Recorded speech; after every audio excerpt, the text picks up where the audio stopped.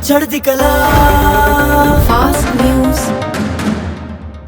नमस्कार, मैं रचना शर्मा चढ़ती कला टाइम टीवी देख रहे सभी दर्शकों का स्वागत करती हूं। आप देख रहे हैं फास्ट न्यूज। अमेरिकी सेना ने कहा 2 रूसी लड़ाकू विमानों ने काला सागर के ऊपर उसके ड्रोन पर ईंधन डाला और फिर उससे टकरा गए, जिससे ड्रोन दुर्घटनाग्रस्त हो गया। यूएस यूरोपियन कमांड ने कहा कि 2 रूसी लड़ाकू विमानों ने मानव रहित F9 रीपर को अंतरराष्ट्रीय जल सीमा के ऊपर रोका और एक ने इसके प्रोपेलर को काट दिया। टक्कर से पहले कई बार रूस के दोनों विमानों ने अमेरिकी MQ-9 रीपर ड्रोन पर ईंधन फेंका और लापरवाह और गैर पेशेवर तरीके से उड़ान भरी। हालांकि रूस ने अपने बयान में किसी तरह की टक्कर से इनकार किया है और कहा है कि अमेरिकी ड्रोन खुद ही पानी में गिर गया।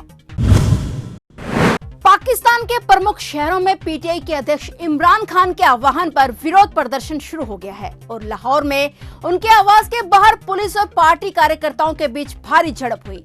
जमान पार्क में रुक रुक कर आंसू गैस के गोले दागे जा रहे हैं क्योंकि पुलिस जो पहले इमरान के आवास के बाहर एक सुरक्षा बैरियर पर डेरा डाले हुई थी, उसे मॉल रोड की ओर पीछे हटने के लिए मजबूर होना पड़ा। इस बीच पीटीआई कार्यकर्ताओं ने इमरान खान के आवास के साथ साथ कैनाल रोड की ओर जाने वाले रास्ते को भी घेर लिया है। पुलिस द्वारा इमरान खान की गिरफ्तारी की मांग के साथ इस्लामाबाद, पेशावर, कराची और रावलपिंडी में विरोध प्रदर्शन शुरू हो गए। जब पीटीआई प्रमुख ने जमान पार्क के बाहर समर्थकों पर आंसू गैस और पानी के तोपों के पुलिस के इस्तेमाल के बाद अपने समर्थकों को बाहर आने का आह्वान किया, पार्टी के कार्यकर्ताओं ने पथराव कर दिया, जिससे टीआईजी ऑपरेशन इस्लामाबाद शहजाद बुखारी सहित 14 पुलिसकर्मियों को चोटें आई। इस बीच कानून लागू करने वालों ने पीटीआई कार्यकर्ताओं को भी गिरफ्तार कर लिया है।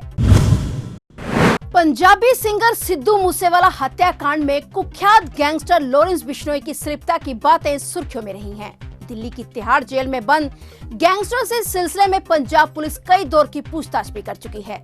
दिल्ली पुलिस ने भी बिश्नोई से इस हत्याकांड के बारे में सवाल जवाब किए हैं।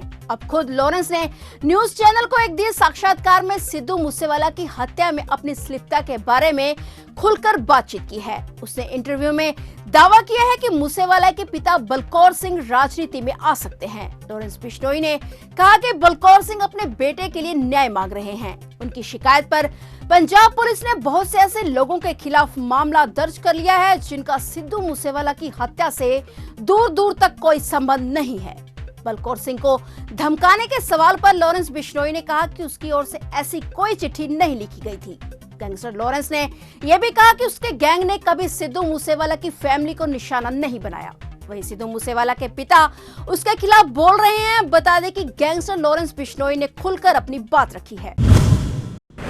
प्रधानमंत्री नरेंद्र मोदी ने संसद में कई कैबिनेट मंत्रियों के साथ बैठक की। सूत्रों ने कहा कि प्रधानमंत्री संसद में सरकार की रणनीति पर विचार विमर्श करने के लिए केंद्रीय मंत्रियों के साथ अक्सर ऐसी बैठकें करते रहते हैं। उन्होंने बताया कि संसदीय कार्य मंत्री प्रहलाद जोशी, राज्यसभा में सदन के नेता एवं केंद्रीय मंत्री पीयूष गोयल, केंद्रीय सड़क एवं परिवहन मंत्री नितिन गडकरी, कानून मंत्री किरण रिजिजू और सूचना एवं प्रसारण मंत्री अनुराग ठाकुर इस बैठक में शामिल हुए। सोमवार से शुरू हुए संसद के बजट सत्र के दूसरे चरण में कांग्रेस नेता राहुल गांधी की हाल की ब्रिटेन यात्रा के दौरान की गई टिप्पणियों को लेकर कार्रवाई बार बार बाधित हो रही है। उत्तर प्रदेश के कृषि मंत्री सूर्य प्रताप शाह ने कहा है कि किसानों को उनकी फसल का लाभकारी मूल्य प्रदान करने के लिए 1 अप्रैल से रबी सीजन में एमएसपी पर राई, सरसों, चना एवं मसूर के क्रय केंद्र स्थापित किए जाएंगे। शाही ने पत्रकारों को बताया कि प्रदेश में कृषि उत्पादन और उत्पादकता बढ़ाकर किसानों की आय को बढ़ाया जाएगा। 1 अप्रैल से एमएसपी पर राई, सरसों, चना और मसूर के क्रय केंद्र स्थापित किए जा रहे हैं। आलू की खरीद शुरू करने के बाद अब प्रदेश सरकार ने यह बड़ा फैसला लिया है। कृषि भवन में विभागीय अधिकारियों की समीक्षा करते हुए मंत्री ने बताया कि स्वीकृति मिल गई है और केंद्र सरकार ने यह घोषणा की है। बिहार के पूर्व मुख्यमंत्री लालू प्रसाद यादव, राबड़ी देवी और उनकी बेटी तथा राजद सांसद मीसा भारती जमीन के बदले नौकरी मामले में राउंज एवेन्यू कोर्ट पहुंचे। दिल्ली की राउंज एवेन्यू कोर्ट ने मामले में 16 आरोपियों को पेश होने का आदेश दिया है। राउंज एवेन्यू कोर्ट की कोर्ट नंबर 501 में जज गीतांजलि गोयल के सामने सभी की पेशी है।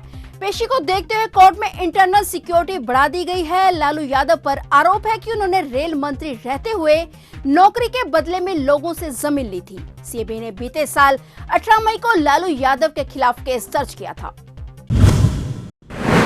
संसद के सत्र के बीच केंद्रीय मंत्री स्मृति ईरानी ने कांग्रेस सांसद राहुल गांधी पर उनके लंदन में दिए गए बयान पर निशाना साधा है। स्मृति ईरानी ने एक प्रेस कॉन्फ्रेंस में कहा है कि राहुल गांधी ने एक ऐसे देश में जाकर विदेशी ताकतों का आह्वान किया जिसका इतिहास भारत को गुलाम बनाने का रहा है। उन्होंने कहा कि राहुल ने भारत की लोकतांत्रिक व्यवस्थाओं की धज्जियां उड़ाते हुए वहां ये खेद व्यक्त किया कि आखिर क्यों विदेशी ताकतें आकर भारत पर दावा नहीं बोलती। स्मृति ईरानी ने राहुल गांधी पर निशाना साधते हुए कहा कि वे राहुल गांधी से सवाल पूछना चाहती हैं कि उन्होंने विदेश में जाकर कहा था कि देश में उनको किसी विश्वविद्यालय में बोलने का अधिकार नहीं है। अगर ऐसा है तो 2016 में दिल्ली के एक विश्वविद्यालय में भारत तेरे टुकड़े होंगे का नारा लगाने के समय वह वहां क्यों गए थे? उन्होंने वहां जाकर किसका समर्थन किया था और वह क्या था? छत्तीसगढ़ के महासमुंद में दर्दनाक घटना का मामला सामने आया है, जहां ईंट भट्टे में काम कर रहे 5 मजदूरों की दम घुटने से मौत हो गई, जबकि एक अन्य बीमार हो गया। पुलिस अधिकारियों ने आज जानकारी दी। अधिकारियों ने बताया कि जिले के गढ़फूलझार गांव में ईंट भट्टे के ऊपर सो रहे 5 मजदूरों की दम घुटने से मौत हो गई। उन्होंने बताया कि पुलिस को जानकारी मिली है कि 6 मजदूर मिट्टी की ईंटों को पकाने के लिए चबूतरे की तरह बनाए गए ढांचे के ऊपर सो गए थे। ढांचे में आग लगी हुई थी। सुबह जब अन्य मजदूरों ने उन्हें उठाया तब वे नहीं जागे।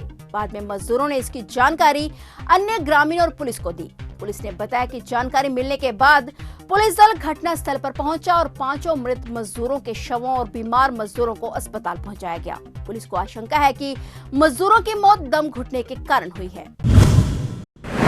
मुंबई के लालबाग पेरू कंपाउंड इलाके से एक चौंकाने वाला मामला सामने आया है, जहां एक महिला की डेड बॉडी बरामद की गई है। महिला के शव को पहले प्लास्टिक के बैग में पैक किया गया था और फिर कपाट में बंद करके रखा गया था। मृतका की उम्र करीब 50 से 55 साल के बीच बताई जा रही है। पुलिस को इसकी सूचना मिली तो पुलिस ने कपाट के अंदर से बैग निकलवाया। वहीं इस मामले में मृतका की 22 वर्षीय बेटी को हिरासत में ले लिया गया है। मृतक महिला की बेटी से इस मामले में पुलिस पूछताछ कर रही है। पुलिस को शक है कि बेटी ने ही हत्या कर बॉडी पैक कर कपाट में छिपा दी थी।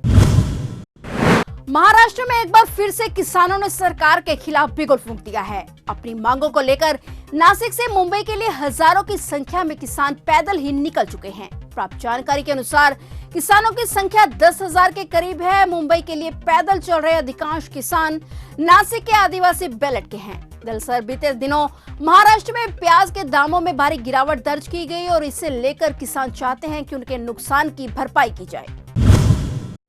फिलहाल फास्ट न्यूज में इतना ही और नए समाचारों के साथ फिर से हाजिर होंगे। तब तक के लिए देखते रहिए चढ़ती कला टाइम टीवी। चढ़ती कला